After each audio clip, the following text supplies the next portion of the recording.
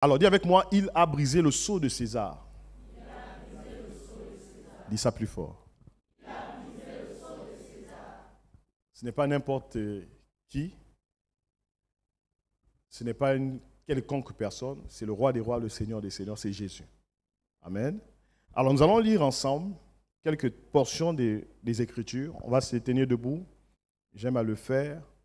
Nous puissions avoir nos Bibles. Donc je disais, je vais enseigner en 3 phases. 30, 30, 30. Il me montre exactement 10 heures et 6 minutes. Donc nous devons arrêter 11h30 plus les 5 minutes, chaque 5 minutes autour de 11h45. C'est bon pour tout le monde? Quand il est 30 minutes, vous me faites signe. On prend la pause, 5 minutes, on enchaîne. 30, ensuite, donc nous aurons 2 pauses entre chaque 30 minutes. C'est bon? Il a brisé le sceau de César, son nom est Jésus. Luc chapitre 23, verset 1er au verset 2. On peut se tenir tous debout respectueusement dans la présence de Dieu. Fais un effort de te tenir debout. J'espère que ceux qui sont en ligne suivent attentivement et que tout est OK. Luc chapitre 23, verset 1er à 2. Il a brisé le sceau de César. Son nom est Jésus. Puis toute l'assemblée s'étant levée, le mena à Pilate. Il s'agissait de Jésus. Et ils se mirent à l'accuser en disant, « Nous avons trouvé cet homme séduisant la nation et défendant de donner le tribut à César. » Et se disant, le Christ, le roi, alors Pilate l'interrogea et lui dit, « Es-tu le roi des Juifs ?» Et Jésus lui répondit, « Tu le dis. » Luc chapitre 24, verset 1er au verset 12. Il a brisé le sceau de César. Son nom est Jésus. Luc chapitre 24, verset 1er au verset 12. Je vais lire la version Darby, la première version que j'ai lue est Osterwald.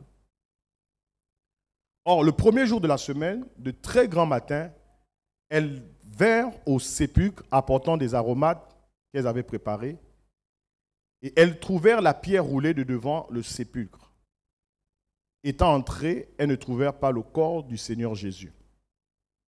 Il arriva, comme elles étaient en grande perplexité à ce sujet, que voici 2 hommes se trouvèrent avec elles, en vêtements éclatants de lumière. Et comme elles étaient épouvantées et baissant le visage contre terre, il leur dit, « Pourquoi cherchez-vous parmi les morts celui qui est vivant ?» Verset 6.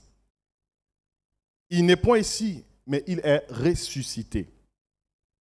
Souvenez-vous comment il vous parla quand il était encore en Galilée, disant, « Il faut que le Fils de l'homme soit livré entre les mains des pécheurs et qu'il soit crucifié, et qu'il ressuscite le 3e jour. » Et elles se souvinrent de ces paroles.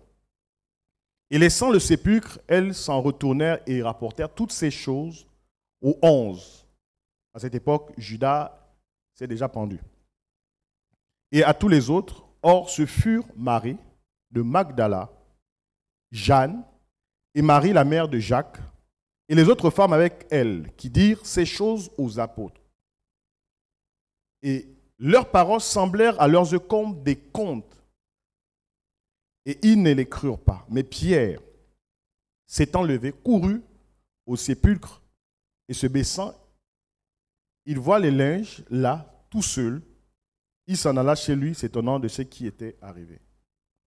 Dernier texte à lire, toujours debout. Il a brisé le sceau de César, son nom est Jésus. Matthieu chapitre 27, versets 62 à 65. C'est important que vous-même vous puissiez toucher et que les textes de la Bible ressortent et puissent briser les sceaux qui existent dans la vie de quelqu'un ce matin.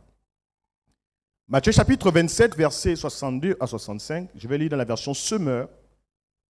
Le lendemain, le jour qui suivait la préparation du sabbat, les chefs des prêtres et des pharisiens se rendirent ensemble chez Pilate pour lui dire « Excellence, nous nous souvenons que cet imposteur a dit pendant qu'il était encore en vie, après 3 jours, je ressusciterai. Fais donc surveiller étroitement la tombe jusqu'à ce 3e jour.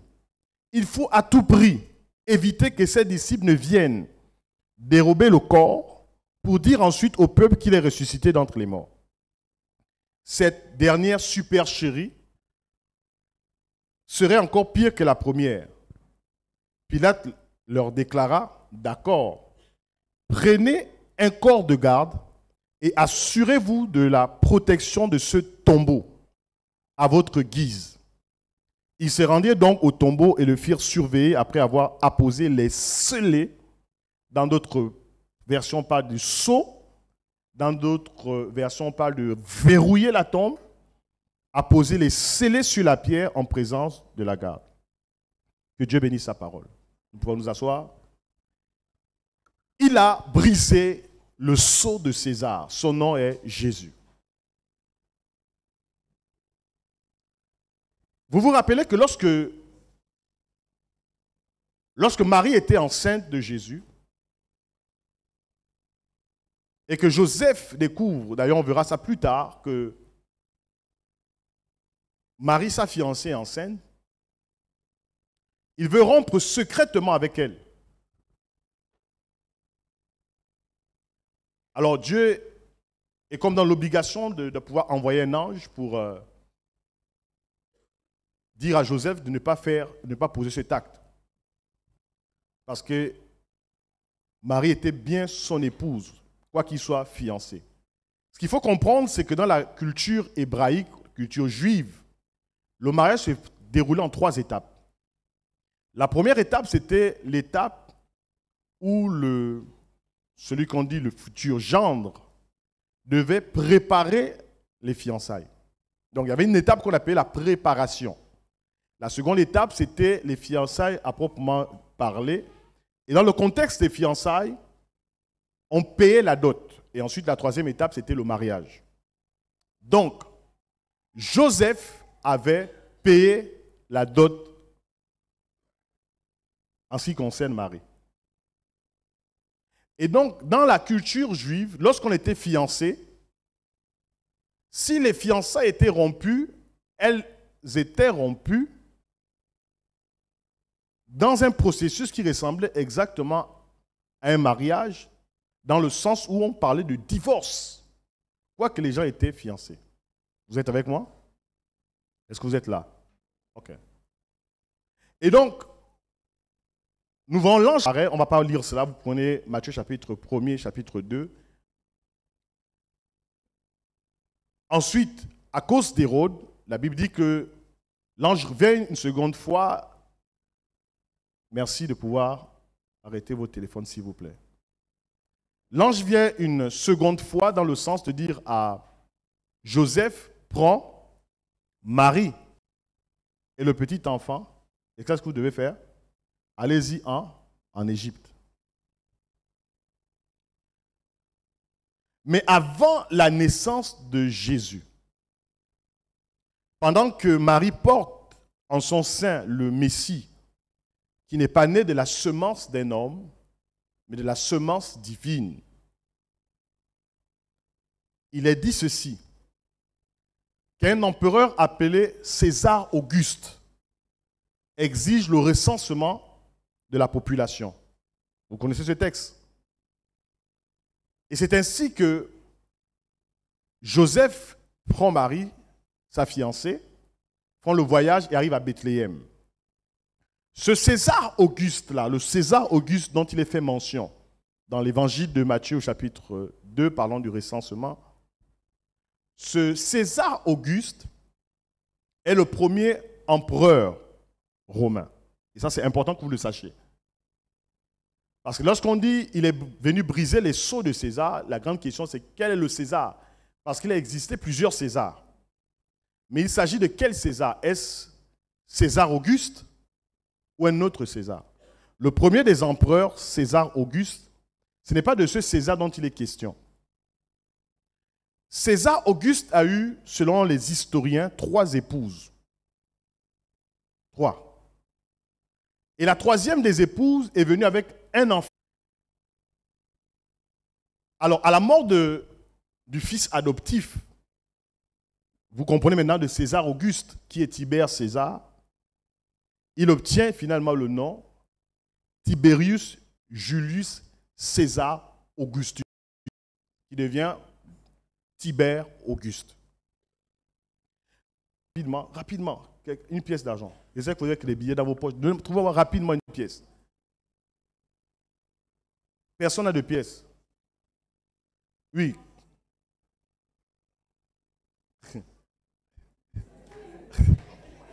Est-ce qu'on peut acclamer le Seigneur? Voilà. Alors, c'est ce Tibère César. Lorsque Jésus pose la question en ce qui concerne les pièces d'argent, rappelez-vous, il dit qui est sur cette pièce? L'effigie de qui? Hein? César. Et Jésus dit, rendez à César ce qui est à César et à Dieu ce qui est à Dieu. Il s'agit ici de Tibère César. C'est bon? Rappelez-vous de Jésus qui va envoyer Pierre aller pêcher. Et on parle de starter, on parle d'une pièce, d'accord, qui avait une certaine valeur. Et donc, la pièce qui se trouve dans les entrailles du poisson, Jésus doit payer l'impôt à qui? À César. Et ce César, c'est Tibère César. C'est bon? Parce que quand on parle de César, si on vous dit simplement il a brisé le sceau, vous pouvez parler de Jules César. Il ne s'agit pas de Jules César. Vous pouvez parler de César Auguste. Non. Il s'agit de Tibère César. C'est bon pour tout le monde? Est-ce qu'on est ensemble? C'est bon?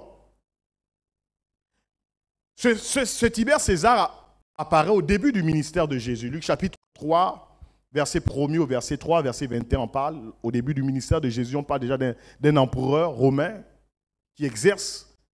Et vous savez que l'autorité de l'empereur était une autorité supra-suprême. Ça signifie, dans le système démocratique, on parle de l'équilibre des pouvoirs.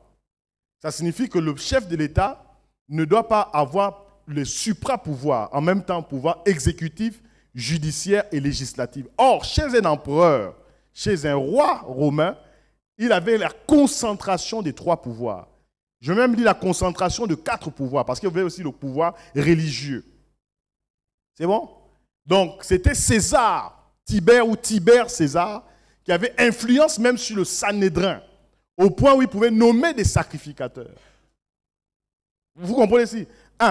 Il avait le pouvoir législatif, pouvoir judiciaire, pouvoir exécutif. Il avait le pouvoir militaire, parce que l'empereur contrôlait également l'armée. Et il avait également le pouvoir religieux. Ah, c'est extraordinaire. Donc, briser le sceau d'un tel homme, il faut avoir le courage de briser le sceau d'un homme qui a un pouvoir législatif, judiciaire, exécutif, militaire, religieux. Dis avec moi, il a brisé le sceau de César. Dis ça à ton voisin, à ta voisine. Il a brisé le sceau. Dis ça plus fort. Mais la question que tu dois te poser, c'est qui représente parfois le César dans ta vie? Qui a pouvoir législatif, militaire, exécutif, pouvoir spirituel dans ta vie? Et qui a la capacité de briser le sceau de César?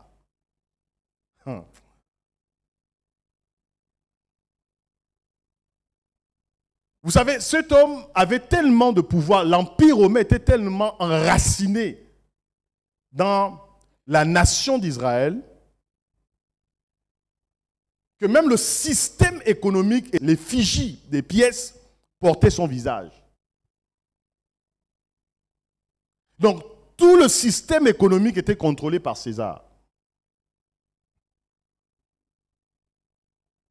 Écoutez, les autorités juives de l'époque, au moment où on va livrer Jésus entre les mains des Juifs, parce qu'il y a eu 2 sentences. La première sentence, c'est une sentence religieuse dans le sens où, Pour les Juifs, c'est blasphématoire parce que Jésus dit il est le roi des rois. Il est le Seigneur des seigneurs. Il dit qu'il est le Fils de Dieu, il est en même temps Dieu. Donc pour eux, c'est blasphématoire. Cet homme doit être lapidé, cet homme doit être mis à mort. Mais il y a également une sentence politique du fait que celui qui s'autoproclame, qui est proclamé, qui se dit, je le dis comme ça pour ceux qui pensaient qu'il n'était pas, pour eux, il y a une sentence politique parce qu'il vient confronter l'autorité de Tibère César. Et le jugement des Romains, c'était le jugement de la croix. Parce que la croix, en fait, elle n'est pas une sentence juive. La croix est une sentence romaine. C'est les Romains qui crucifiaient. Les Juifs ne crucifiaient pas. Lorsque quelqu'un était accusé d'un blasphème, il était lapidé, il était mis à mort. C'est bon pour tout le monde? Est-ce que je suis en train de parler un peu? Et donc, les autorités juives avaient mis en place des mesures drastiques. Dis avec moi, drastiques. Ils ont renforcé la sécurité devant la tombe de Jésus. Ils ont dit, nous nous rappelons et nous souvenons que ce monsieur a dit qu'il mourra, mais que 3 jours après sa mort, il ressuscitera d'entre les morts. Nous savons que c'est des fables, c'est des mensonges. Alors pour éviter que les disciples, ses adeptes, ne viennent récupérer son corps, qu'est-ce que nous devons faire? Nous devons renforcer la sécurité devant l'entrée de la tombe. Nous devons pouvoir tailler une pierre qui soit tellement lourde qu'il est quasiment difficile pour des hommes de la rouler. Mais nous devons faire une autre chose. Nous devons sceller la pierre avec le sceau de César. Est-ce que vous comprenez ici? Donc, nous avons une sécurité humaine, une sécurité naturelle, une sécurité politique, une sécurité religieuse, parce que les religieux sont là, une sécurité militaire. Mais j'aimerais dire à quelqu'un, peu importe la sécurité qu'on a mis devant ta vie, devant ta destinée pour que cela ne... Quelle est la sécurité? Quel est le système militaire, politique, administratif, exécutif, religieux qui se tient devant ta destinée? Dis avec moi, il a brisé le sceau de César. Laissez-moi vous dire qu'il ne s'agit pas ici des policiers qui étaient devant ce sépulcre.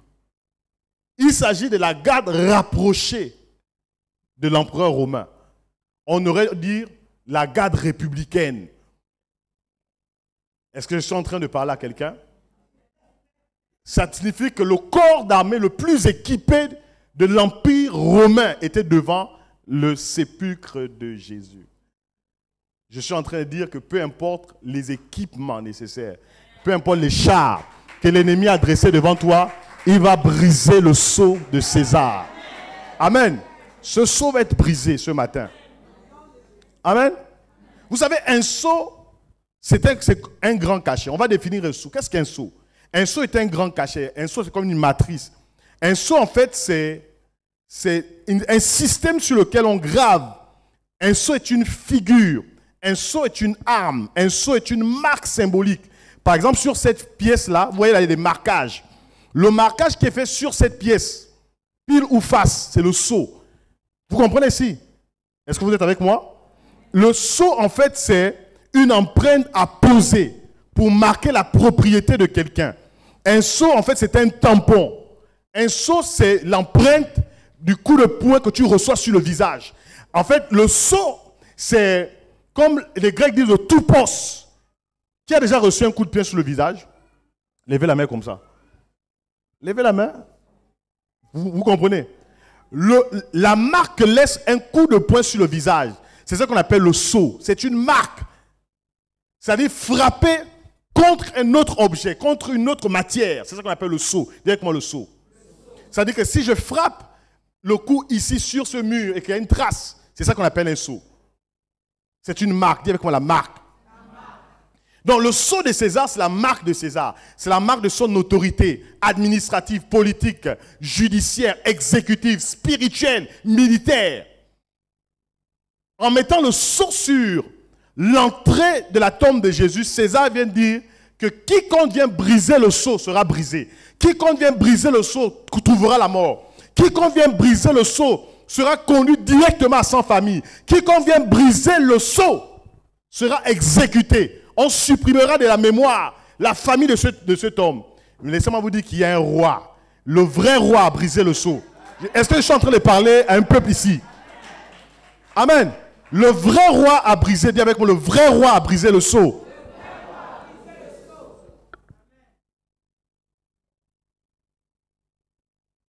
Le sceau est une empreinte, le sceau est une marque. Le sceau, c'est l'authentification de l'autorité. Le sceau de César. J'aimerais vous poser une question à laquelle je vais répondre moi-même. Après la résurrection de Jésus,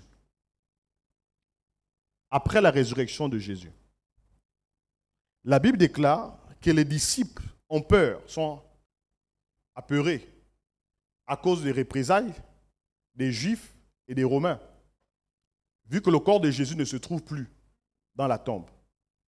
La Bible dit, ils sont enfermés dans une pièce peut-être 2 ou 3 fois plus petite que celle dans laquelle nous sommes ce matin. Et cette pièce est verrouillée, de l'intérieur comme de l'extérieur. Et Jésus apparaît au milieu d'eux et dit que la paix soit avec vous. Question. Si Jésus peut traverser les murs, pourquoi a-t-il besoin de briser le sceau et ouvrir le sépulcre? Ça signifie que le sceau n'a pas été brisé pour que Jésus sorte. Il y a une autre raison. Amen. Qui vous a dit que Jésus avait besoin que le sceau soit brisé? Puisqu'il traverse les murs, dis avec moi, il traverse les murs. Le corps que Jésus a après la résurrection est ce qu'on appelle un corps glorieux. C'est un corps qui n'est plus limité par la matière. Il peut traverser les murs. Il se retrouve devant toi ici. S'il se retrouve, boum, là devant toi, tu vas tomber. C'est un corps glorieux. Vous comprenez? Tout est fermé, il apparaît devant. Qui a ouvert la porte? Personne. Donc, au moment de la résurrection, Jésus a traversé le mur, il est parti. Il a traversé la tombe, il est parti. Il a traversé les pierres, il est parti. Vous êtes d'accord avec moi? Est-ce que vous êtes d'accord avec moi? Amen. Il n'a pas besoin d'un ange. Le sceau a été brisé pour qu'on rentre dans la tombe et vérifier ce qui s'est passé véritablement. Et nous allons entrer dans... Il y a quelque chose qui s'est passé dans la tombe. Si le sceau n'était pas brisé, si la pierre n'était pas roulée, ni Pierre, ni les femmes, personne n'entrerait. Ni même les Romains, personne n'entrerait. Personne n'aurait constaté que son corps avait disparu. Parce que si c'était scellé, il aurait traversé simplement, il se serait révélé, ils auraient dit non, c'est pas, le corps est toujours à l'intérieur. Mais qui devait vérifier que Jésus était toujours à l'intérieur ou il n'était plus? Il fallait briser. Le sceau est brisé pour toi. Dis à ton voisin, le sceau est brisé pour toi. Non. Est-ce que vous comprenez? Le sceau n'est pas brisé pour Jésus. Jésus n'avait pas besoin qu'on brise le sceau, qu'on roule la pierre. J'ai écouté des enseignements comme ça il y a 20 ans. On a dit non, on a roulé la pierre, il est sorti. Qui a dit que Jésus avait besoin qu'on roule la pierre? Il y avait quelque chose à l'intérieur. Mais il faut être courageux pour aller rentrer dans un sépulcre. Les gens auraient dit c'est la sorcellerie. Vous imaginez quelqu'un qui est mort après 3 jours. Vous trouvez le sépulcre ouvert, vous commencez à aller rentrer, vous commencez à toucher les choses. On va vous accuser de quoi? Vous avez profané une tombe. Mais il y avait des choses à l'intérieur. Dis avec moi, il y avait des choses à l'intérieur. On ne brise pas le sceau de César pour briser le sceau de César. On brise le sceau de César pour chercher à savoir qu'est-ce qu'il y a à l'intérieur. Et la chose ou les systèmes qui sont à l'intérieur, c'est nous qui avons besoin de savoir qu'est-ce qu'il y a à l'intérieur. Dis avec moi, il a brisé le sceau de César. Tiens-toi debout, je vais prier prophétiquement et je vais avancer. Quand il est 30 minutes, dans 30 minutes, non, il est 33 par rapport à l'heure, pas par rapport à l'heure à laquelle j'ai commencé. J'ai dit dans 30 minutes, vous me faites signe. Il reste combien? Voilà. J'espère que celui qui a crié, il est 33 là, tu suis bien attentivement à ce que je suis en train de dire. Prends ta main comme ça et répète après moi, Seigneur Jésus, je veux découvrir ce qui se trouve dans la tombe. Dans la tombe de Jésus. Parce que lui n'est plus dans la tombe. Tu n'es plus dans la tombe. Tu es ressuscité d'entre les morts. Mais il y a des vérités rattachées à ce qui se trouve à l'intérieur. Alors fais-nous voyager au-delà du sceau de César. Tu as brisé le sceau de César pour moi. Alors je vais découvrir les vérités rattachées au brisement du sceau de César. Dans le nom de Jésus. Parce que ces vérités concernent l'Église. L'Église des temps de la fin. Alors donne-moi accès aux vérités au-delà du sceau de César. Tu as brisé l'autorité d'un empereur romain, l'homme le plus puissant de sa génération, pour découvrir que l'Église est plus puissante que César. L'Église est plus puissante qu'une armée. L'Église est plus puissante qu'un Sanhédrin. Fais-moi découvrir au-delà du sceau de César les vérités rattachées à la mort, à la résurrection de Jésus. Acclame le Seigneur. Alors prenons 5 minutes. Prenons 5 minutes. Mettez un fond de musique. Et prenons 5 minutes. Mettez un fond de musique et prenons 5 minutes. Ne coupez pas la vidéo, laissez la vidéo couler. Commencez à réfléchir un peu sur tout ce qui a été dit. Nous allons commencer à rentrer progressivement. J'espère que ceux qui sont en ligne suivent également juste un petit fond de musique.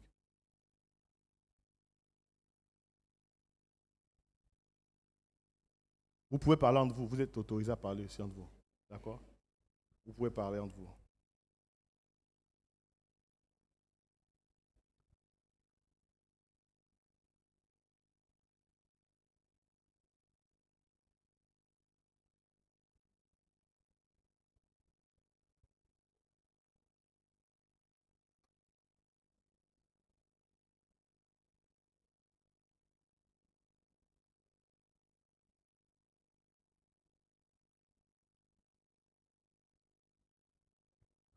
Vous pouvez parler entre vous sur le sceau de César.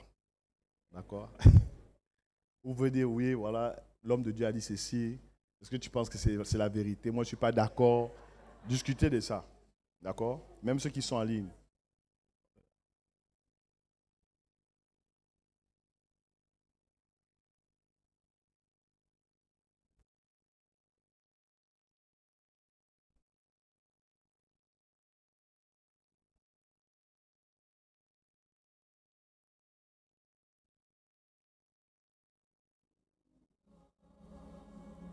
Ceux qui veulent aller boire de l'eau, derrière, vous pouvez aller boire de l'eau. Vous êtes autorisés à le faire.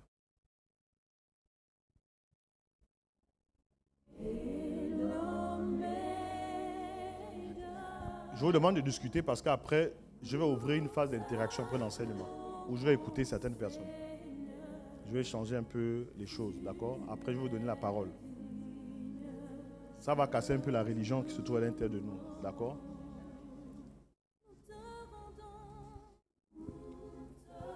Je vais demander aux anciens d'aller vers les personnes. Allez discuter. Levez-vous, allez discuter. Il reste 3 minutes. Après mon temps d'enseignement, je donnerai la possibilité aux gens de pouvoir poser des questions. D'accord? Voilà. Allez vers les nouvelles personnes. OK. J'ai dit les anciens. Ceux qui se reconnaissent comme anciens se lèvent. OK. Donc ceux qui sont en ligne, nous les redémarrons dans 3 minutes. C'est une pause. Donc vous pouvez vous mettre debout. Je vous autorise à le faire. D'accord?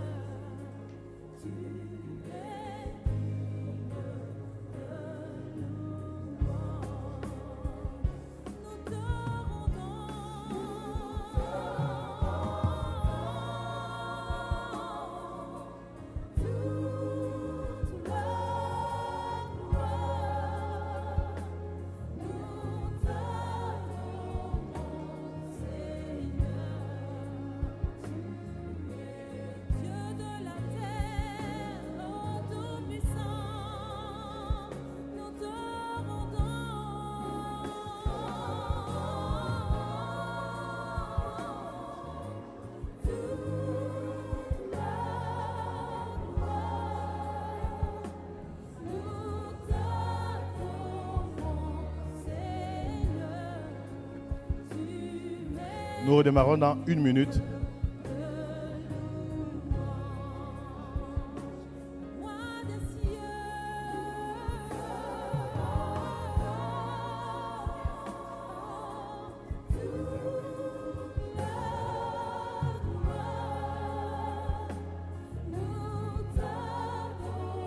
Merci à la régie.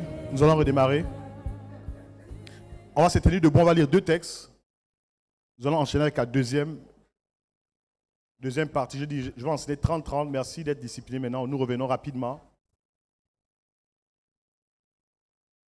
On peut se tenir debout. Nous allons lire 2 autres textes. Merci à ceux qui sont en ligne. Si c'est OK.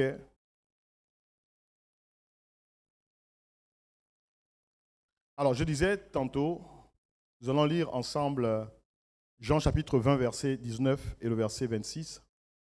Jean chapitre 20, verset 19 et le verset 26. Je vais lire cela dans 5 versions différentes. Jean chapitre 20, verset 19 et 26. Je disais, restons debout avec nos Bibles ouvertes, Jean chapitre 20, verset 19 et 26. Je disais tantôt que Jésus n'avait pas besoin pour lui de briser en fait le sceau de César, parce qu'après la résurrection, il a un corps glorieux qui peut traverser les murs. Le sceau a été brisé pour nous. Vous comprenez ici? C'est pour nous. C'est pour les femmes, c'est pour Pierre, c'est pour les Romains, qui symbolisent ici les païens, c'est pour Elvira, c'est pour moi, c'est pour son époux, Christian, c'est pour le pasteur Michael, c'est pour notre sœur Annie Blanche que le sceau a été brisé. Parce qu'il y a des choses à découvrir dans la tombe. Amen.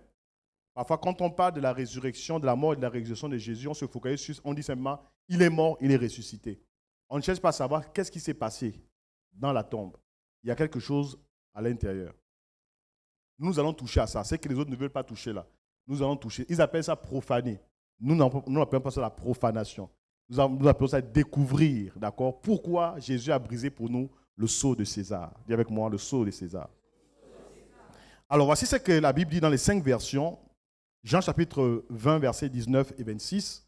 Le soir de ce jour, qui était le premier de la semaine, les portes du lieu où se trouvaient les disciples étant fermées à cause de la crainte qu'ils avaient des Juifs.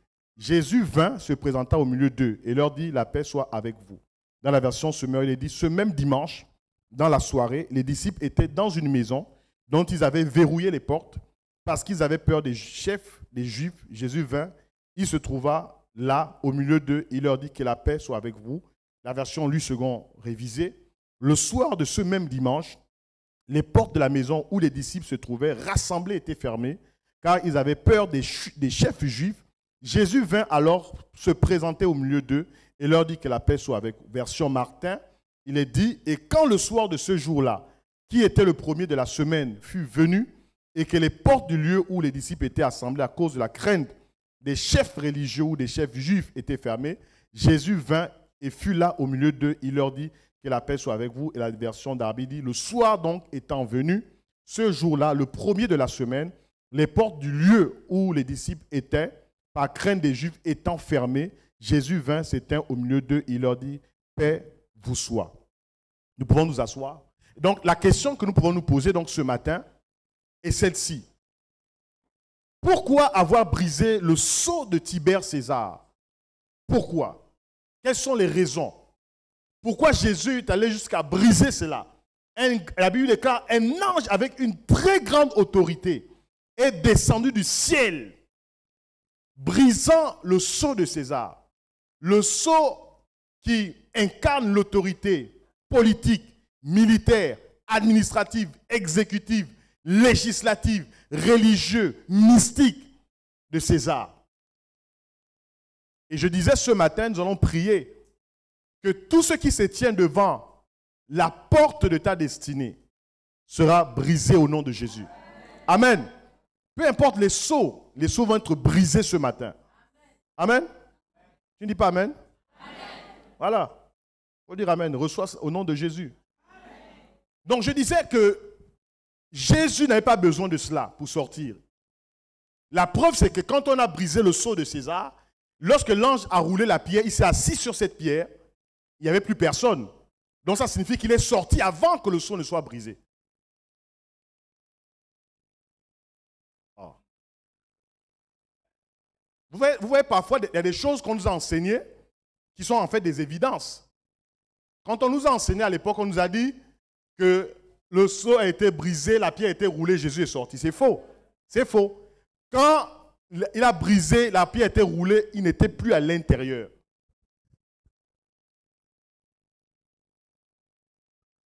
Vous comprenez? C'est des chants qui sont incohérents par rapport aux principes spirituels. Jésus est sorti avant. Le sceau a été brisé pour nous. Pierre n'a donc pas été, la pierre n'a pas été roulée pour Jésus, mais pour nous. Elle a été déplacée dans le but de nous montrer qu'il y a des événements spectaculaires dans la tombe. Amen. Ah, je suis en train de parler un peu prophétique. C'est bon? Ah. Écoutez. Nous allons voir trois aspects, trois vérités fondamentales ce matin.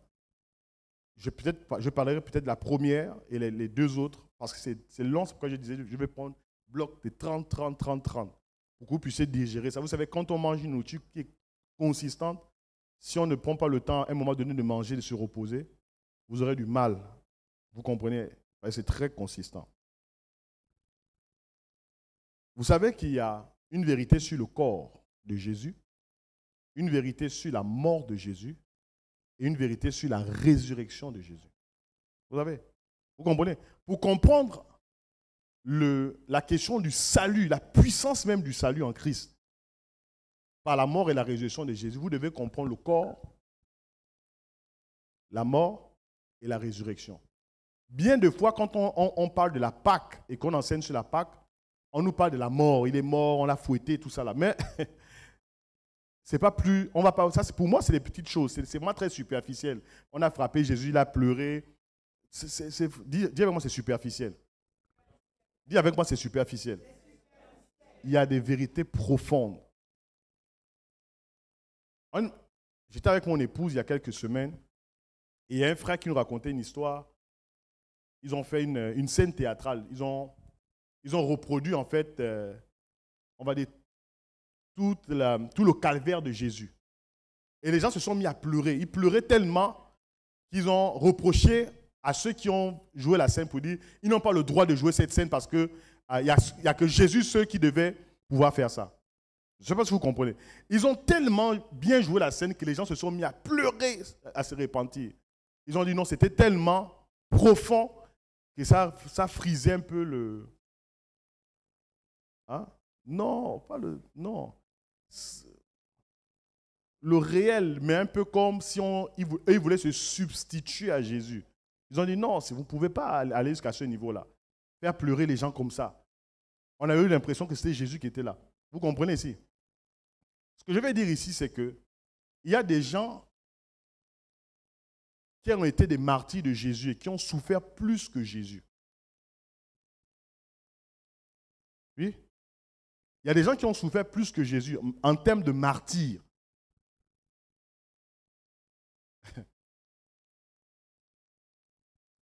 Le problème, la différence, c'est la mort et la mort. Toutes les morts ne sont pas pareilles. Toutes les morts ne produisent pas la même chose. La mort de Jésus a produit quelque chose qu'aucune autre mort ne produira, ni avant, ni après. Mais en ce qui concerne les souffrances, d'accord, Paul dit que certaines des souffrances de Jésus, certaines choses que Jésus n'a pas subies, que lui subit cela. Il y a certains qui ont été sciés, par exemple. Vous savez ce que ça signifie être scié? On te scie vivant. Hein? Vous comprenez ici?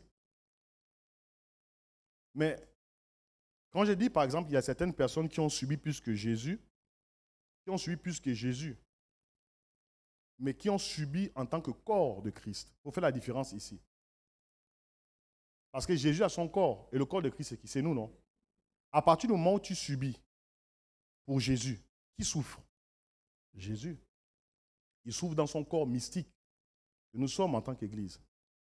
Parce qu'il faut faire attention entre Jésus en tant que l'homme et le Fils de Dieu et nous qui sommes le corps de Jésus, parce que Jésus n'a pas eu qu'un seul corps. Le premier corps que Jésus a, c'est le corps en tant qu'un homme qui est 100% Dieu et 100% homme. Mais le corps actuel de Jésus, c'est lequel? C'est nous. Vous comprenez ici? Est-ce que je suis en train de parler un peu prophétique? Ouvrons nos oreilles spirituelles pour comprendre. Dis avec moi, il a brisé le sceau de César. Dis ça plus fort. Maintenant, prenons maintenant première vérité. Prenons la première vérité, rapidement, première vérité. Il a brisé le sceau de César pour aligner le corps et la tête. La première vérité, c'est que le sceau de César a été brisé pour aligner la tête et le corps. La tête et le corps. Maintenant, je vais commencer à parler un peu avec beaucoup plus d'intensité dans les principes que je vais communiquer. Éphésiens chapitre 1er, versets 20 à 23. Il a brisé le sceau de César. Son nom est Jésus. Dans la version Louis II, il dit, il a déployé en Christ, en ressuscitant des morts, et en le faisant asseoir à sa droite dans les lieux célestes, au-dessus de toute domination, de toute autorité, de toute puissance, de toute dignité, de tout nom qui se peut nommer, non seulement dans le siècle présent, mais encore dans le siècle à venir. Ça signifie aujourd'hui, il n'y a aucun autre nom qui soit plus puissant que le nom de Jésus. Amen. Il n'y a aucune manifestation naturelle, surnaturelle, mystique qui soit plus puissante que la résurrection de Jésus. Est-ce que vous êtes d'accord avec moi? Est-ce que vous êtes d'accord avec moi? Et la Bible dit qu'il a mis tout sous ses pieds. Il a donné pour chef suprême à qui? À qui? À l'Église. Il a tout mis sous ses pieds. Ça signifie Jésus, en mourant et en ressuscitant, a mis tout sous ses pieds. Il a donné pour chef suprême à qui? À l'Église continue. Qui est quoi? Qui est son corps. Hein? Son corps est la plénitude de celui qui remplit tout en tous. C'est bon pour tout le monde? Amen. Écoutez maintenant. L'ange a brisé le sceau de César. On sait déjà qu'est-ce que le sceau de César représente. Qu'est-ce qu'un sceau? Il brise le sceau, il roule la pierre et l'ange s'assoit sur la pierre. À partir de ce moment, on a les femmes qui viennent pour embaumer le corps. Et les femmes posent la question, qui roulera la pierre pour nous? Je trouve quand même que c'est très insensé d'aller dans un environnement qui est déjà très sécurisé, scellé par le sceau de César,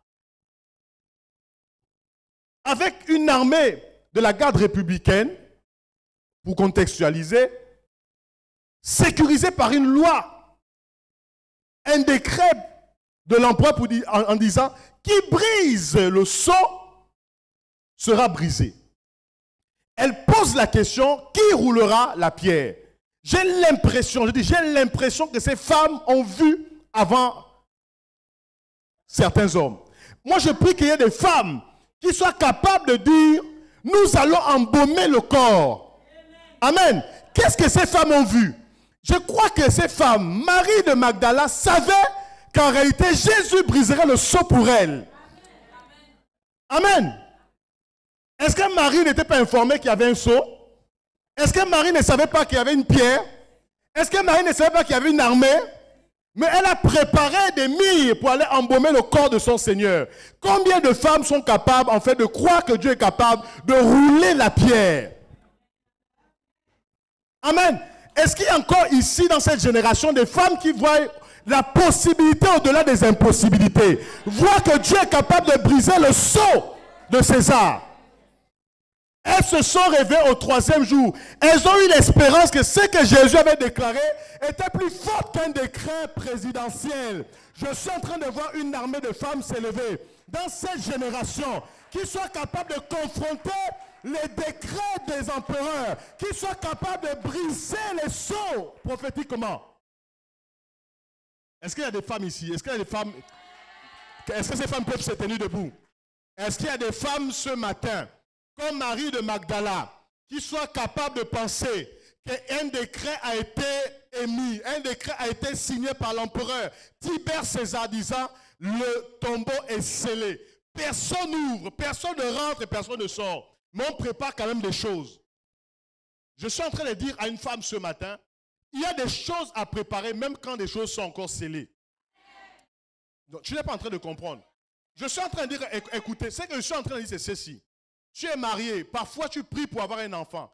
Est-ce que vous savez que briser un seau, ça a commencé à acheter le linge du bébé? Je suis en train de dire, est-ce qu'il y a des femmes qui sont en train de croire que Dieu est capable de briser le seau? Oui, c'est ça, briser un seau. Commencer à mener des choses, en fait, qui n'existent pas à l'existence. Faire des choses, en fait, que des personnes normales et folles. Laissez-moi descendre un moment. Elle pose la question, qui ouvrira? Qui va ouvrir? Qui va rouler la pierre? Écoutez, moi j'aurais aimé, rester debout en tant que femme, moi j'aurais aimé que Marie de Magdala pose la question, qui brisera le seau? Elle est consciente qu'il y a une autorité au-dessus des autorités humaines qui vont briser le seau. Parce que Marie aurait pu dire, qui va briser le seau? Elle dit pas, elle dit, qui va rouler la pierre? Dis avec moi, qui va rouler la pierre? Marie de Magdala est consciente qu'il n'y a qu'un autre empereur pour briser le sceau d'un autre empereur. Elle ne s'aventure pas sur les questions des empereurs à empereurs. Elle sait que celui qui est avec elle est plus puissant que ceux qui sont avec eux. Elle ne va pas s'occuper de ça. Elle va dire seulement qui est capable de rouler la pierre. Parce que la pierre peut être roulée par un homme. Mais Dieu envoie un ange parce qu'il sait que les premières personnes qui viendront dans le sépulcre de Jésus, ce sont des femmes. Je suis en train de dire à une femme que Dieu dépêchera un ange pour te permettre de rouler la pierre. Que les femmes deviennent... Un jour j'enseignais, je disais qu'à un moment donné, certains hommes sont définis en fonction de leur femme. Je suis en train de dire à un homme que là où tu es incapable, laisse-moi te dire que la femme va te définir. Ce n'est pas une injure, écoutez très bien. Il y a plusieurs femmes dans la Bible, il y a plusieurs hommes dans la Bible qui sont définis malheureusement en fonction de leur femme. La Bible déclare que Elimelech est époux de Ruth. Généralement quand on présente la femme, on présente en lien avec son mari. On va dire Elvira, l'épouse de Christian. Mais quand on dit maintenant Christian époux, frère, tu dois commencer à te poser des questions. Est-ce que quelqu'un est en train de suivre ici? Je suis en train de dire à une personne, à une femme, particulièrement ce matin, là où ton homme sera dans l'incapacité d'amener les buts de Dieu, que la femme soit capable de tirer l'homme et l'introduire. Je suis sûr que c'est les femmes, à cause, quand Pierre a entendu que Marie de Magdala est là-bas, il a commencé à courir. Est-ce qu'il y a un homme qui est capable de commencer à courir quand il se rend compte que les femmes sont en train de ressentir des choses en esprit que tu ne ressens pas? Il n'y a pas de femmes ici ce matin? Il n'y a pas de femmes ce matin. Commencez à ressentir ça, que Dieu nous donne des femmes comme ça. Il y a des femmes qui doivent dévancer le rôle, dévancer les hommes. Assieds-toi un moment. Il a brisé le sceau de César. Il y a des femmes dévancent à un moment donné. Vous savez, quand les hommes, à un moment donné, sont défaillants, il faut que les femmes se réveillent et aillent. Arrêtez, c'était la responsabilité des apôtres d'aller devant. Mais ce sont les femmes les premières qui sont allées constater. Qu'un ange soit dépêché ce matin. Est-ce que je suis en train de parler à quelqu'un? Amen, amen, amen. Dis avec moi, il a brisé le sceau de César. Il s'appuie fort. Écoutez très bien. Jean chapitre 20, verset 3 au verset 10. Je disais que la première vérité, c'est briser le sceau de César pour aligner le corps et la tête, ou la tête et le corps. Jean chapitre 20, le verset 3 à 10 dit ceci, dans la version Osterval. Alors Pierre sortit avec l'autre disciple, certains pensent que c'était Jean. Ils sortent et ils allèrent au sépulcre. Ils couraient tous les deux ensemble. Mais cet autre disciple courut plus vite, c'est normal, c'est le vieux et le jeune. Donc le jeune court un peu plus vite, Jean. Et qu'est-ce qui se passe? Il arriva le premier au sépulcre. Et s'étant baissé, il vit les autres qui coururent plus vite et arriva le premier. D'accord? Il vit que Pierre. Mais Simon-Pierre qui le suivait étant arrivé, entra dans le sépulcre. Qu'est-ce que ça signifie? Je suis en train de dire à quelqu'un, tu peux courir plus vite que ton père, mais tu ne peux pas rentrer avant ton père. Amen? Dis avec moi, tu as brisé les sceaux. Qui a brisé les sceaux de César? Est-ce que vous comprenez? Jean arrivait le premier, mais celui qui est rentré, c'est Pierre. Vous comprenez? Le jeune peut courir plus vite dans le ministère, mais celui qui rentre dans les choses, avant, c'est le vieux. D'accord? Voici ce qu'il constate ici. Verset 6. Lisons attentivement le verset 6. Mais Simon-Pierre, qui le suivait, étant arrivé, entra dans le sépulcre. Il vit les bandelettes qui étaient à terre. Dis avec moi les bandelettes. Les bandelettes sont comment? Où étaient positionnées les bandelettes? Dis ça plus fort. Et il y avait quoi? Verset 7, il y avait quoi? Le suaire. Moi, je suis dans la version Osterval. Dans votre version, dit quoi? Dans la version du second, dit? D'accord? Le linge qu'on avait mis sur sa tête de Jésus n'était pas avec les bandes, mais enroulé dans un endroit à part. C'est bon pour tout le monde? Là, il est rentré où? Il est dans quoi? Il est dans le sépulcre, non? Mais pourquoi donner tous ces détails? Dis à ton voisin, pourquoi donner tous ces détails? Attendez, si vous rentrez, vous voyez un sépulcre ouvert, vous regardez le linge, tout ça là, la première chose que vous allez faire, c'est quoi? Vous allez fuir. D'accord? Vous savez, il faut du courage pour comprendre en fait le mystère de la mort de Jésus. Il n'y a que les courageux qui peuvent rentrer là-bas. Sinon, ceux qui sont peureux, là, ils vont juste dire Jésus est mort ressuscité. Nous sommes courageux ce matin. Amen. Nous sommes courageux. Dis à ton voisin, nous sommes courageux ce matin. Nous rentrons. Dans la version Osterval, c'est intéressant, il dit ceci. Mais Simon-Pierre, qui les suivait, étant arrivé, entra dans le sépulcre et vit les bandelettes qui étaient à terre. Et le suaire, dans la version Osterval, on dit le suaire qu'on lui avait mis sur sa tête, lequel n'était pas avec les autres linges, mais plié dans un endroit à part. L'autre disciple qui était arrivé le premier au sépulcre entra aussi. C'est-à-dire que quand le Père entre, le Fils entre aussi maintenant. Et il vit et il crut. Car il n'avait pas encore compris l'Écriture, pourtant qu'il fallait que Jésus ressuscita des morts et les disciples retournèrent chez eux. Revenons au verset 8. Revenons au verset 8. Rapidement. Écoutez. Et l'autre disciple qui était avec arriva au tombeau, entra aussi et vite il est cru. Verset 6. Verset 6, voilà.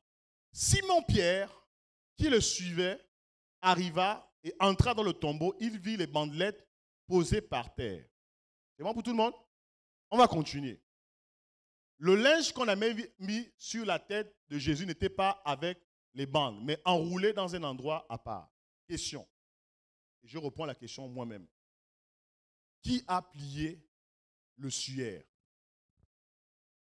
Quelqu'un qui est ressuscité, quoi. Il prend le temps. Donnez-moi un pagne, là. Donnez-moi le pagne. Donnez-moi un pagne rapide. Lui, donne-moi même ça, là. Voilà. Quelqu'un qui est ressuscité d'entre les morts. Frère Hervé, il prend le temps. Donnez-moi un autre pagne. Donnez-moi un autre pagne. Un truc comme ça même. Voilà, ça c'est bon. Considérons que ça, ce sont les bandelettes. Vous savez à quoi servaient les bandelettes? Les bandelettes, c'était pour le corps, pas la tête. Le corps. Autour du corps. C'est à toi, non? Tu me permets? C'est sur le tapis. C'est bon? Jésus ressuscite, il laisse tomber les bandelettes. Mais il prend le suaire. Le suaire, il enroule avant de partir. Bon, il faut que je fasse bien les choses. Ah, quand ils vont venir voir dans la tombe, il ne faut pas qu'on trouve le désordre ici. Là.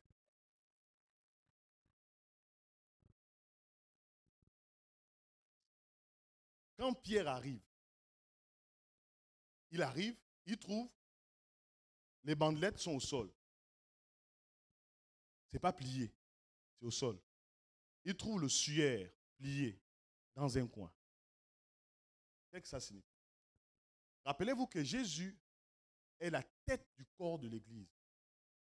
Quand une chose est pliée, ça signifie qu'une chose est finie. Le travail de Jésus est fini. La chose qui est au sol signifie qu'il y a du travail.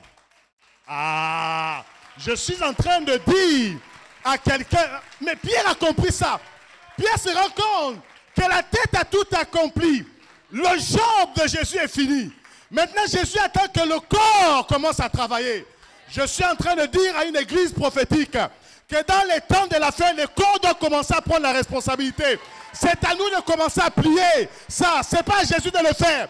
Il a déjà plié, la tête a plié. Ah, je pensais que tu devais te mettre debout et acclamer le Seigneur. Le suaire est déjà plié. Maintenant, le corps doit commencer son travail. À la fin de toutes choses, les bandelettes doivent être pliées par le corps. Ah, que Dieu élève une église qui soit capable de maintenant amener les choses à la fin. Est-ce que vous comprenez? Ce sont les choses que Pierre a vues et a compris. D'ailleurs, les Grecs vont plus loin. Écoutez. Le Nouveau Testament a été écrit en grec. Et les Grecs disent, asseyez-vous, les Grecs disent que le sueur, c'était le tissu que l'on donnait, ou la serviette que l'on donnait à ceux qui pratiquaient une course de fond. À la fin de la course, on te remettait le sueur pour dire que tu as terminé, tu as remporté, tu peux t'essuyer. Donc Jésus ne va pas venir faire le travail que nous devons faire. Pierre a compris cela. C'est fini, c'est plus le temps, c'est pour toi le sueur. Ok. Bon, ça aussi c'est un sueur aussi, tu reçois aussi. D'accord? Est-ce qu'on peut acclamer le nom de Jésus? Est-ce que vous comprenez ici? C'est que, qu'est-ce que Pierre a vu? Voici ce que Pierre a vu. Il a compris qu'à partir de ce moment, il y a une responsabilité du corps que nous sommes. Jésus a fini son travail. À la fin, il a plié, il a déposé pour dire, Pierre viendra, il rentrera ici, le plus courageux de tous les disciples, est rentré le premier. Il a constaté que c'était plié. Est-ce que nous pouvons maintenant plier, nous pouvons commencer à travailler pour plier les bandelettes? Amen. Est-ce qu'une église est là ce matin? Donc, une partie du travail est déjà finie. La tête a fini. Maintenant, la tête doit s'arrimer au corps. Amen. La tête doit s'arrimer au corps. Jean chapitre 19, verset 30 dit ceci. Et quand Jésus eut pris le vinaigre, il dit, tout est accompli. Donc, ce que Jésus cherche aujourd'hui, c'est un corps. Dans le livre de l'évangile de Matthieu, chapitre 8, verset 20, vous me dites quand on arrive à 30, d'accord? Suivez attentivement. Il reste combien de minutes? Non, il ne peut pas rester 50 minutes. J'ai besoin les prochaines 30 minutes s'arrêtent quand? Il reste 10 minutes. Non, j'ai besoin du temps qui me reste. Dans 2 minutes. J'ai fait 30 minutes. Ah non, c'est trop. J'ai fait 30 minutes. J'ajoute encore 10 alors. Parce que quand vous riez, là, ça me prend du temps aussi. Voilà. Alors, vous me bouffez du temps aussi. Alors, je vais prendre 10 minutes et on va prendre une prochaine pause. Alors, Matthieu chapitre 8, verset 20 dit, et Jésus lui dit, les renards ont des tanières et les oiseaux du ciel ont des nids, mais le Fils de l'homme n'a pas un endroit où reposer sa tête. Donc, la préoccupation de Jésus a toujours été que le corps travaille. Donc, lui, il est la tête de l'Église, mais le corps doit travailler. Vous comprenez ici? Donc, dans la tombe de Jésus, la tête avait terminé son travail. Je vais prendre une illustration. Nous savons tous qu'il y a un type de Christ dans la Bible. Il y a des hommes qui sont des types de Jésus. Par exemple, Joseph est un type de Jésus. Hein? Un type, ça signifie une représentation, une image. Joseph, qui est une figure de Christ dans l'Ancien Testament, est un représentant de la tête. Il s'est révélé à quel moment? Par exemple, Joseph s'est révélé à ses frères. Dans le livre de la Genèse, chapitre 45. Prenez ça rapidement. Genèse chapitre 45, versets 3-4. On sait tous que Joseph a été vendu par ses frères. On ne va pas revenir sur l'histoire, on ne va pas refaire l'histoire ici. Il a été vendu par ses frères, il se retrouve en Égypte, il travaille pour Potiphar, ensuite il est élevé, il passe par la prison, il est élevé au rang de gouverneur, premier ministre, voilà, deuxième personnalité de l'Égypte. Et lorsque la famine frappe, les Israélites vont monter en Égypte pour aller acheter du blé. D'accord? Il dit ici, Joseph dit à ses frères, je suis Joseph, mon père est-il encore en vie? Mais ses frères furent incapables de lui répondre tant il était troublé de se retrouver devant lui. Donc ils avaient peur. Ils se sont dit que maintenant Joseph est puissant, il va exercer un jugement sur leur vie. Mais nous constatons une chose, que Joseph, regardez, si vous prenez le chapitre 43 et 44, qu'on ne va pas lire, il n'y a pas le temps, Vous allez constater que Joseph ne s'est jamais révélé à ses frères avant que Benjamin ne monte en Égypte. Benjamin fut le 12e fils de Jacob, mais il est le 2e fils de Rachel. Parce que Rachel a eu 2 enfants, Joseph qui est 11e et Benjamin qui est le 12e. Vous comprenez? Il fallait que Benjamin monte pour que Joseph se révèle. Si le corps n'est pas complet, la tête ne se révèle jamais. Vous comprenez ça? C'est ça en fait que ça signifie. Ça signifie que si nous voulons voir la plénitude de Jésus se manifester dans l'église, nous devons aligner le corps.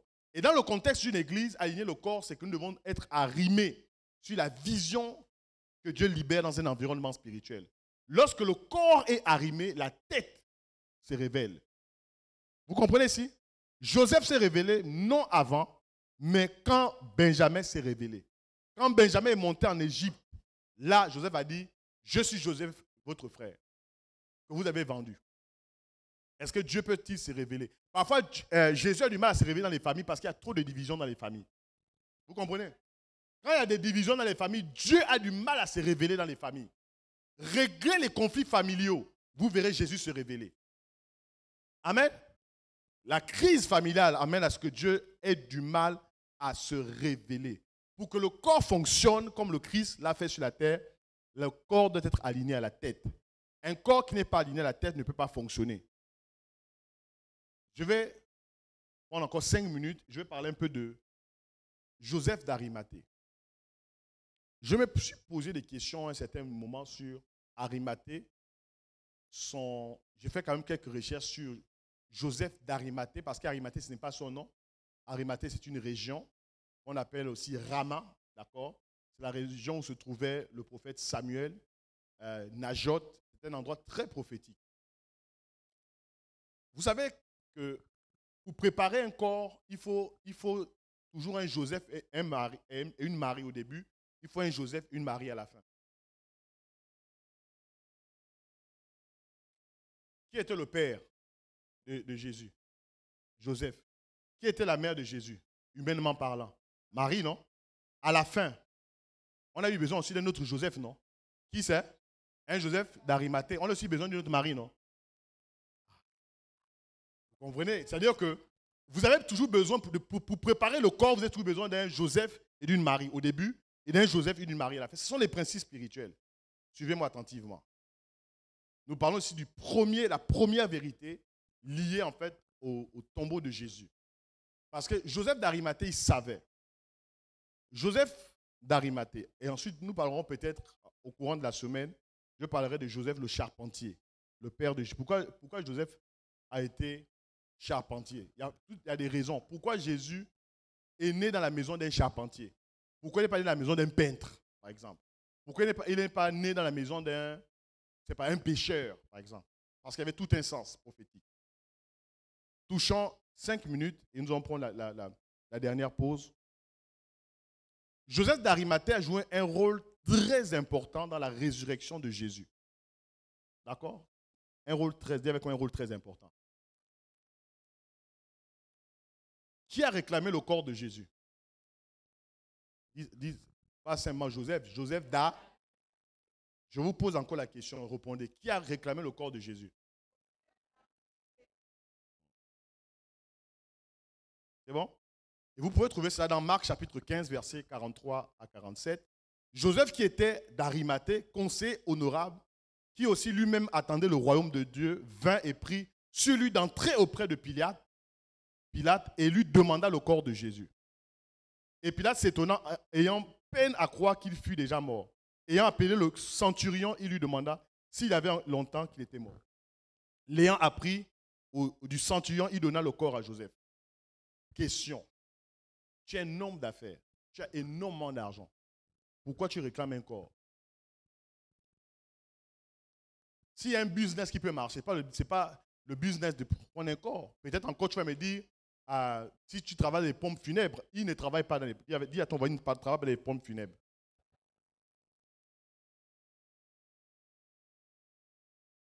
Pose la question à ton voisin, pourquoi le corps de Jésus? Pose ça bien.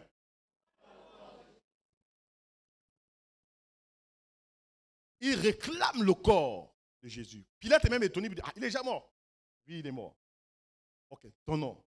Ne réclame pas le corps de Jésus. Qui veut réclamer le corps de Jésus? Mais qui peut réclamer? Dis à ton frère, qui peut réclamer le corps de Jésus?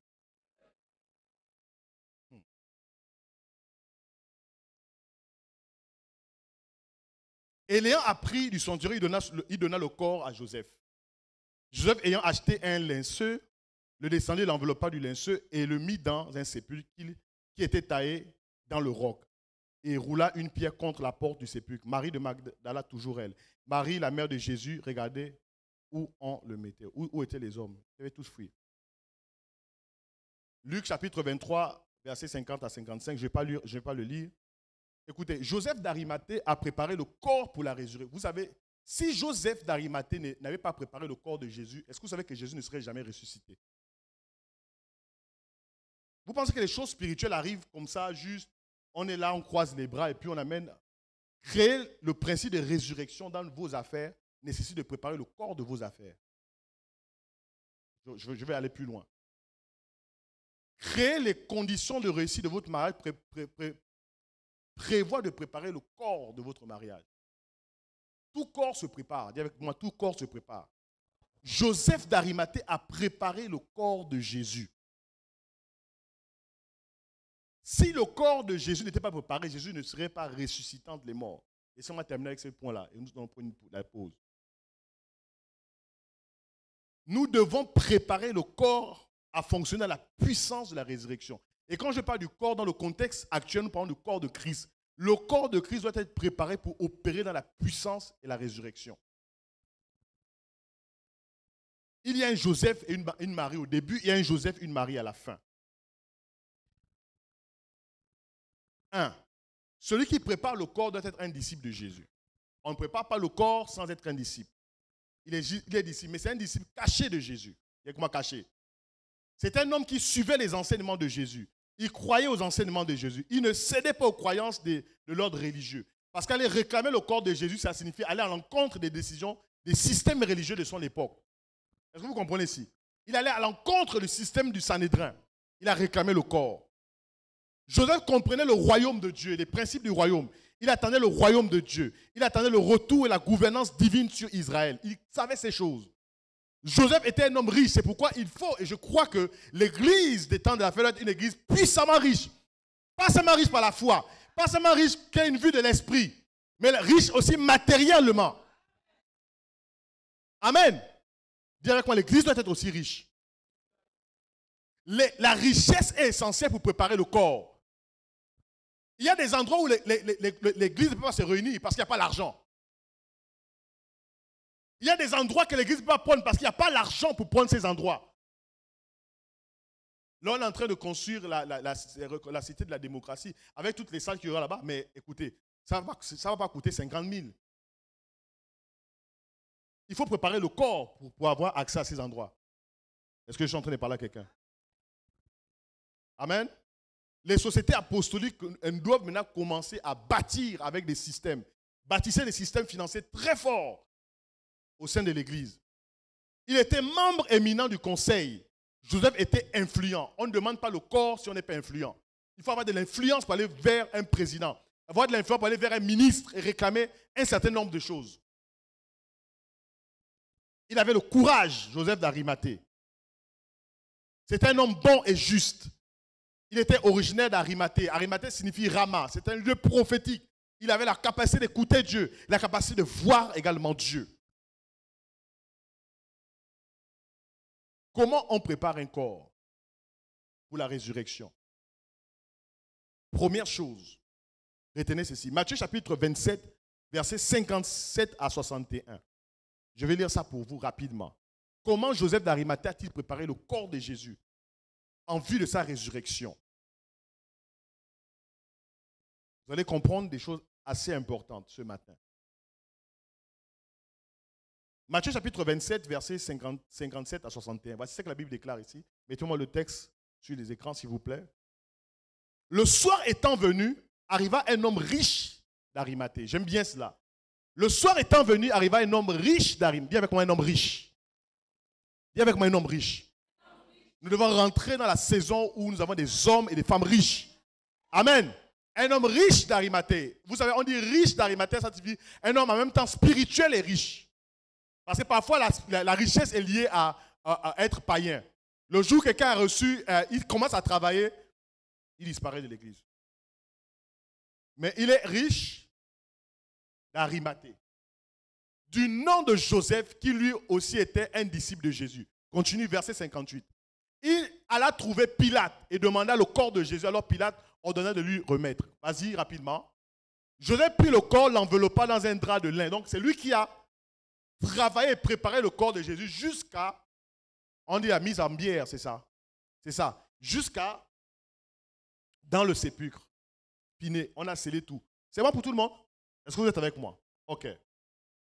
Maintenant, je vous pose une question, je réponds moi-même à cette question. Parce que quand je pose des questions, dimanche, c'est moi-même qui réponds. D'accord? Pourquoi est-ce que Joseph d'Arimathée réclame le corps de Jésus? Parce que si le corps de Jésus restait plus longtemps sur la croix, la terre sur laquelle nous nous tenons devait être maudite. Même Pierre ne le savait pas. Même Jean ne le savait pas. Joseph d'Arimathée le savait. Allons-y dans Deutéronome chapitre 21, versets 22 à 23. Pourquoi un corps est important? Et pourquoi le corps de Jésus n'est pas resté longtemps sur la croix? Regardons maintenant. Deutéronome rapidement, soyez rapides. Deutéronome chapitre 21, versets 22 à 23, et nous allons prendre la pause. Rapidement. Deutéronome chapitre 21, versets 22 à 23. Écoutez. Suivez attentivement. Si tu exécutes un homme qui a commis un crime digne de mort et que tu le pendes à une potence, dans d'autres versions, pas du bois, continue. Son cadavre ne passera pas la nuit sur le bois.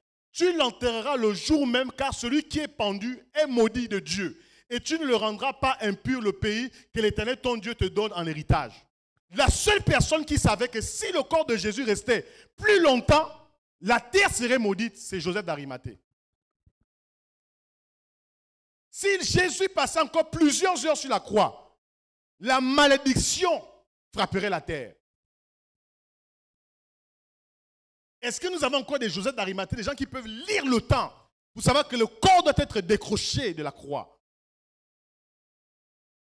Combien de familles sont dans la malédiction parce que toi, tu ne lis pas que la saison arrivait pour sortir la famille de cela? Dans notre famille, les femmes ne se marient jamais. Le corps est sur la croix. Le corps est sur la croix. Est-ce que quelqu'un est capable de réclamer le corps? Est-ce qu'il y a des Joseph d'Arimathée qui sont capables d'aller vers les bourreaux pour dire, écoute, toi, c'est toi là qui est responsable de tout ce qui se passe dans la famille. Rends l'héritage, rends la destinée. Amen. Sinon, vous êtes ce que vous êtes parce que personne n'a le courage d'aller réclamer un corps. Oui, vous ne réclamez pas les corps. Esprit de non-accomplissement, il est lié à quoi? Il est réglé au fait que un corps qui est suspendu. Joseph a dit à Pilate, donne-moi le corps de mon maître, donne-moi le corps de mon roi. Mais il faut avoir de l'influence pour aller réclamer un corps. Ce n'est pas une prière de 5 minutes qui va aller réclamer un corps à quelqu'un qui est dans la sorcellerie depuis plusieurs siècles. Une petite prière, parfois avec un signe de la croix. Nous en sommes encore là. Et vous allez aller pour réclamer la libération d'une famille qui est dans les hôtels ancestraux depuis des générations et des générations, assis dans les forêts, dans les eaux du Gabon. Les forêts, je ne sais pas où, 88% du Gabon, c'est des forêts. Donc, quand on parle esprit des forêts là, c'est 88% de ta vie minée par la forêt. Et toi, tu vas aller te présenter comme ça, sans aucune influence, pour dire, donne-moi mon héritage. Vous pensez que 28 jours de jeûne et prière peuvent te juste bousculer pour qu'on te donne ton héritage juste en 28 jours? Est-ce que quelqu'un est en train de voir qu'il y a un corps qui est suspendu? Et aussi longtemps que le corps est suspendu, la malédiction est là. Arimathée a su ça. Il savait, mettez-moi le texte de Deutéronome, il savait qu'un corps ne doit pas rester plus longtemps sur la croix. Sinon, c'est la malédiction. Il connaissait ces principes-là. Il a dit, donnez-moi le corps, faites descendre le corps là rapidement. Ouais, c'est des choses qu'on ignore parfois. Ouais, regardez. Son cadavre ne passera pas la nuit sur le bois. Si Jésus était resté toute la nuit, il a réclamé au corps 18 heures. Quand il a vu 3 heures après, Jésus est mort à 15 heures. 3 heures après, il a récupéré le corps. Il savait que s'il passait la nuit fin, je ne sais pas comment Dieu allait régler cette histoire-là. C'est pourquoi on dit Joseph d'Arimathée. Arimathée signifie un environnement très prophétique. Le disciple le plus prophétique. Parfois, les gens les plus prophétiques ne sont pas toujours ceux qui sont aux côtés de l'apôtre. Ouais. Dis amen, dis amen. Ouais. Le gars n'était pas toujours avec Jésus. Mais regardez Pierre, avec Jésus, il est incapable, il a fui. S'il n'y avait que Pierre dans cette histoire-là, nous serons aujourd'hui dans des gros problèmes cosmiques. Oui, c'était cosmique parce que si le corps de Jésus reste suspendu à la croix jusqu'au lendemain, Deutéronome chapitre 21, verset 23 s'accomplit. Mais là, où sont nos Joseph d'Arimathée? Où sont les gens qui sont capables d'aller décrocher des choses pour que les choses ne restent pas en train de pourrir? Cette situation est en train de pourrir dans la famille. Tu n'es pas un Joseph d'Arimathée? D'ailleurs, même du point de vue naturel, on écoute qui dans les familles? Parfois ceux qui ont les finances. Oui. Certains sont devenus premiers-nés à cause des finances. J'ai vu des papas appeler leur fils, maintenant le fils devient papa. Parfois, papa, là, ce n'est pas le papa par respect. C'est papa à cause de l'argent. Oh, maman est arrivée. Maman est arrivée à cause de l'argent. Où sont nos Joseph d'Arimathée? Certaines situations pourrissent. Vous avez un Joseph d'Arimathée n'a pas besoin d'avoir un Pierre, d'avoir un Jean pour dire on cotise. On a demandé combien pour finir aux $20. C'est combien? Je parle un peu de ça. On a un bâtiment qui est là depuis des années. Vous comprenez? Le bâtiment est en train de pourrir. Je suis en train de dire, c'est un corps qui est en train de pourrir. Au bout d'un temps, quand un projet qu'on a lancé depuis des années commence à être suspendu, ça prend un moment donné, ça devient une malédiction. Pourquoi, pendant des années, certains bâtiments ici, au Gabon, sont devenus, regardez, quand vous faites Libreville, le grand Libreville, en partant d'Ovendo jusqu'à Kanda, vous voyez beaucoup ce qu'on appelle des éléphants blancs. Est-ce que vous savez que les éléphants blancs, ce sont des malédictions? C'est des corps suspendus, en fait, que personne n'a eu la capacité d'aller réclamer. Je suis en train de parler maintenant à une église. Regardez tous les bâtiments qui sont inachevés. Vous connaissez, non? Plein de bâtiments inachevés. Plein de bâtiments inachevés. C'est des corps que personne ne peut réclamer. Maintenant, celui qui réclame les corps, maintenant vous voulez faire les promesses, c'est la personne qui réclame les corps. S'il y a quelqu'un qui a le pouvoir de réclamer les corps, il réclame ses corps. Il n'y a que les Joseph d'Arimathée qui sont capables de réclamer un corps. Si dans ta famille, je pense certainement, si Dieu me pointe vers toi, il y a certainement quelque chose en lien avec ça. S'il y a un problème d'héritage, si tu n'es pas un Joseph d'Arimathée, tu ne peux pas réclamer le corps. Parce qu'il faut de l'influence pour aller parler à Pilate. Vous avez vu quand Joseph d'Arimathée allait réclamer à Pilate le corps, vous avez entendu que non, on ne peut pas, vraiment, c'est trop compliqué. Joseph d'Arimathée, ce n'est pas n'importe qui. Il était extrêmement riche. En fait, il était riche, on va dire, c'était quasiment de l'insolence. C'est quelqu'un qui était tellement riche, d'ailleurs, qui offre à Jésus le meilleur des sépulcres. Sinon, nous sommes allés enterrer papa. C'est là où j'ai entendu qu'il y a des cimetières des pauvres, des cimetières des riches. Mais ça, c'est quelle histoire, ça? Hein? On dit les pauvres sont ici et les riches sont là-bas. Mais ce n'est pas anodin, oui. Il y a des cimetières des pauvres. Il y a des cimetières des riches. Les cimetières qui sont les plus profanés, c'est les cimetières des pauvres. Il n'y a pas de surveillance, il n'y a rien, c'est comme ça. Hein. Vous comprenez? Est-ce que je suis en train de parler à quelqu'un? On a diabolisé dans l'église la richesse. Au point où les gens ont maintenant validé la pauvreté. La pauvreté, ce n'est pas d'abord l'absence d'argent. La pauvreté, c'est d'abord une mentalité. C'est une mentalité. La pauvreté, c'est d'abord une mentalité. Et après, cette mentalité, c'est un esprit derrière. Ne demande pas le corps de Jésus qui veut, mais qui peut demander le corps. Certaines situations dans nos familles pourrissent aujourd'hui parce que les corps sont suspendus. Et un corps qui est suspendu longtemps devient une malédiction pour la famille.